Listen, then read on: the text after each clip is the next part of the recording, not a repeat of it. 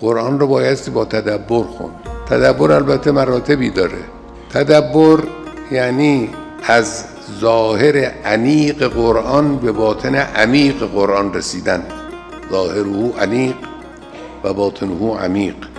از این ظاهر همین زیبایی های کار شماست، این ظاهر قرآن و الفاظ خود قرآن و زیبایی های خود قرآن. باطن عمیق اون چیزیست که با تدبر به دست میاد. وقتی هرچی فکر کنید، دقت کنید، فهم کنید مسائل حول و حوش یک آیه رو، یک کلمه رو، بیشتر معارف و مفاهیمی رو به دست میارید. این میشه تدبر. کتاب انزلناه الیک مبارک لیدبروا آیاته، یعنی اصلا کتاب نازل شده برای تدبر، برای فهمیدن.